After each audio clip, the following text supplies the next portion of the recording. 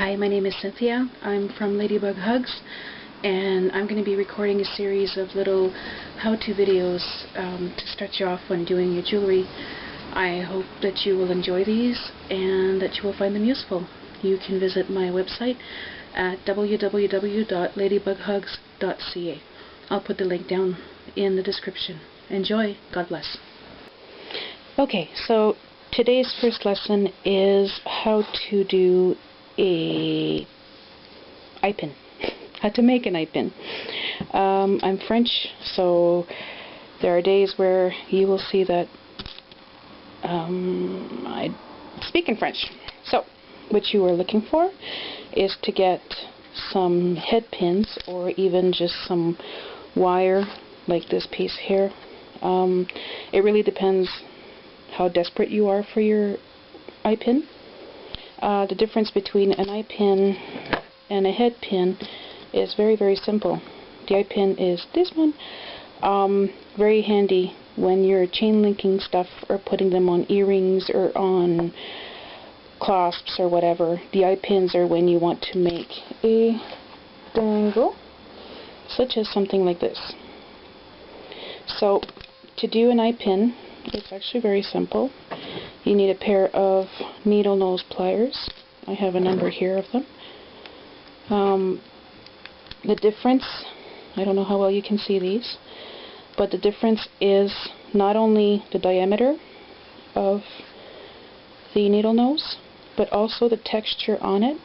Some are really rough and it will mark your head pin, so you want to be careful, especially if you're working with sterling silver, such as these guys here. They're old, they're well used, I love them, but only if I'm not working with sterling silver. So, and I like to work with tiny little things.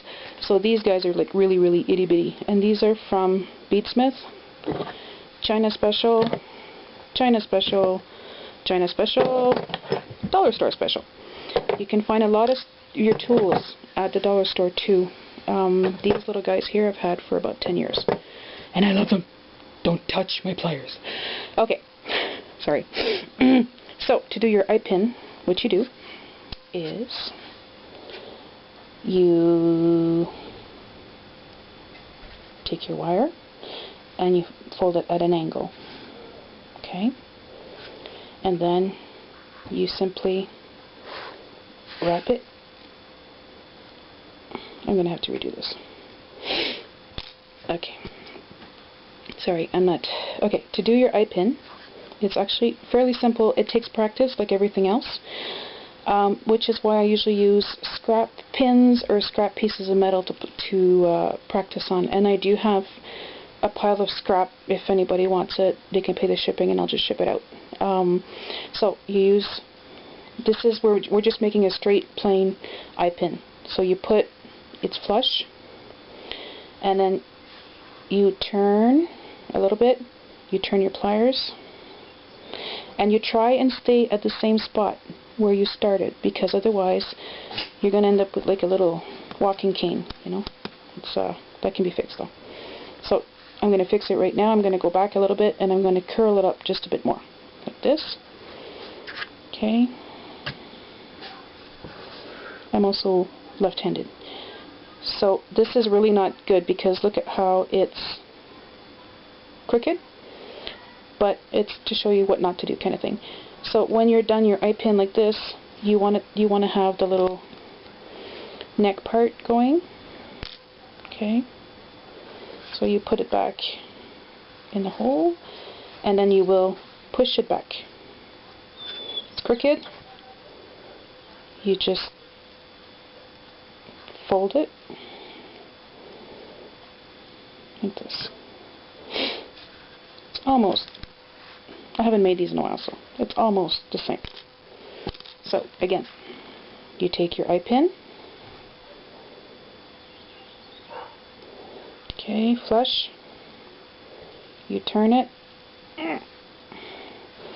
and you stay at the same place, always, always, always. And this, what I ended up doing with one of my pliers is I put a Sharpie mark where it was perfect for me. Okay, and then you turn it, see, like this, and you fold it up, straighten it up a bit like this, et voila. Okay, very, very simple, very useful thing to learn. Obviously, if you're using head pins to do your eye pins, you need to cut the end off, and for these I'll use flush cutters.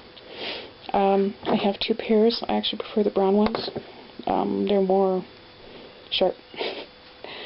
And obviously, if you're going to be cutting wire, if you don't wear glasses, wear safety glasses, or be very careful, because these things will fly, and whatever you do, pick up the pieces. They hurt if you step on them.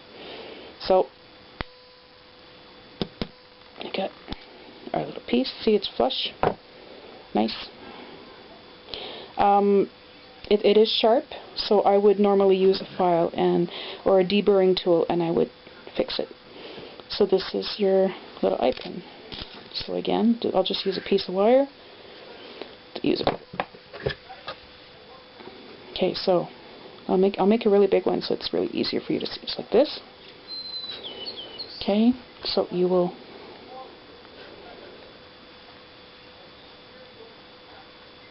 and you can even go past a little bit, like this, and then bring it up. If you want a really big eye pin, which can really make a big statement if you're doing a pendant or whatever. Sometimes you'll have really neat ball head pins. Those, I really like those, and they work really well with freshwater pearls. You'll have these kind of little things. These were actually really expensive, but they turned out pretty good. So if you would use your little homemade eye pin, and this is another important tip here, when you are working with metal, you do not pull it this way. You always go like this, like. Hang on, let me get the earring. It's easier to show with the earring. I'm also really tired, so I'm giggly. Okay, so you never pull it this way, because that will weaken the metal and it will eventually snap right here. Okay, so you go like this, sideways. I said like this. Okay, and then when you put it back, the same way. You don't go like this, because if you go like this, et voila, dead. So you go, you can push up the little spring there and the little ball thingy, and you go this way or that way, whichever way you're more comfortable with. It really doesn't matter. And then you will put in your eye pin, comme ça. Actually, that one's open a bit. And you will fold it back the same way you did it. Make sure there's no gap here so that it can't get out. My eye pin